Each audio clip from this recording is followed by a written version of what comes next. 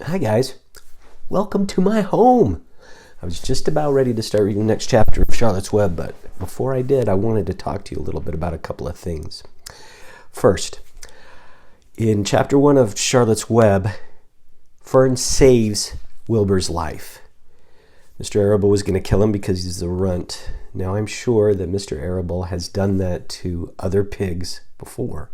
Farmers do that all the time. They can't keep animals that aren't going to grow big enough for them to be able to use. What was special about Wilbur? Wilbur was special because he was loved and he was cared for. He had a friend, and that is a theme that goes through all of Charlotte's Web.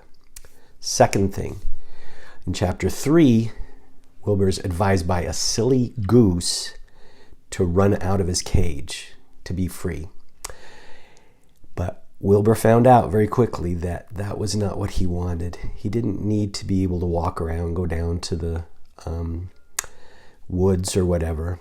He wanted his home, he wanted his food, he wanted his manure pile, he wanted the things that made him happy. And that's an important theme as well. All right, let's get going with the chapter. All right, we're ready for chapter IV, Loneliness. The next day was rainy and dark. Rain fell on the roof of the barn and dripped steadily from the eaves. Rain fell in the barnyard and ran in crooked courses down into the lanes where thistles and pigweed grew. Rain splattered against Mrs. Zuckerman's kitchen windows and came gushing out of the rain spouts. Rain fell on the backs of the sheep as they grazed in the meadow. When the sheep tired of standing in the rain, they walked slowly up the lane and into the fold. Rain upset Wilbur's plans. Wilbur had planned to go out this day and dig a new hole in his yard. He had other plans too. His plans for the day went something like this. Breakfast at 6:30, skim milk, crust, middlings, bits of donuts, wheat cakes with drops of maple syrup sticking to them, potato skins, leftover custard pudding with raisins, and bits of shredded wheat. Breakfast would be finished at 7. From 7 to 8, Wilbur planned to have a talk with Templeton, the rat that lived under his trough. Talking with Templeton was not the most interesting occupation in the world, but it was better than nothing. From 8 to 9, Wilbur planned to take a nap outdoors in the sun. From 9 to 11, he planned to dig a hole or trench and possibly find something good to eat buried in the dirt. From 11 to 12, he planned to sit still and watch flies on the boards, watch bees in the clover, and watch swallows in the air. 12 o'clock, lunchtime. Middlings, warm milk, apple parings, meat gravy, carrot scrapings, meat scraps, stale hominy, and the wrapper off a package of cheese. Lunch would be over at 1. From 1 to 2, Wilbur planned to sleep. From 2 to 3, he planned to scratch itchy places by rubbing against the fence.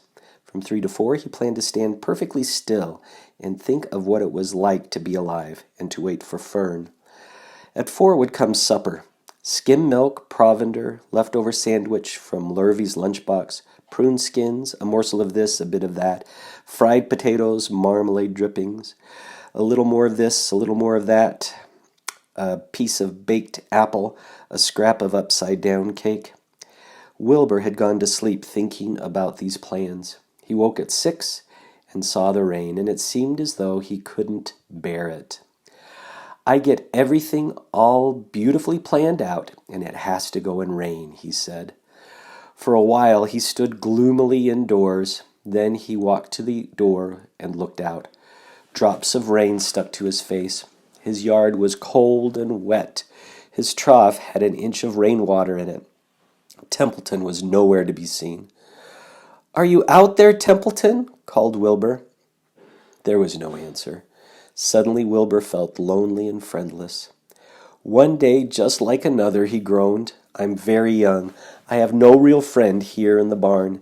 It's going to rain all morning and all afternoon, and Fern won't come in such bad weather.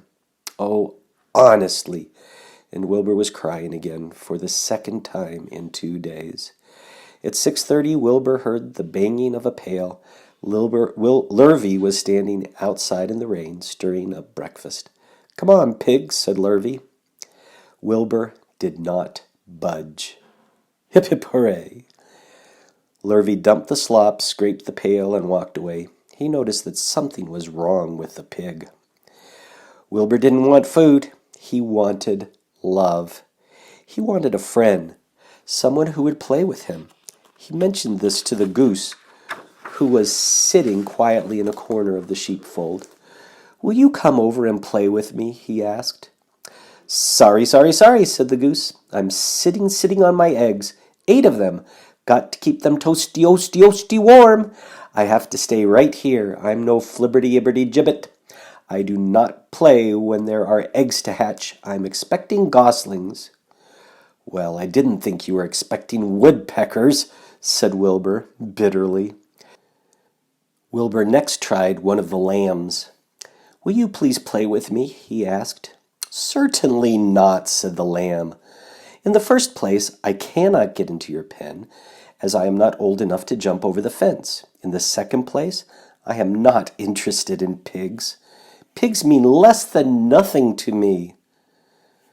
"What do you mean, less than nothing?" replied Wilbur. "I don't think there is any such thing as less than nothing. Nothing is absolutely the limit of nothingness. It's the lowest you can go. It's the end of the line. How can something be less than nothing? If there were something that was less than nothing, then nothing would not be nothing. It would be something. And even though it's just a very little bit of something. But if nothing is nothing, then nothing has nothing that is less than it is." Oh, be quiet," said the lamb. "Go play by yourself. I don't play with pigs." Sadly, Wilbur lay down and listened to the rain. Soon he saw the rat climbing down a slanting board that he used as a stairway. "Will you play with me, Templeton?" asked Wilbur. "Play," said Templeton, twirling his whiskers. "Play? I hardly know the meaning of the word."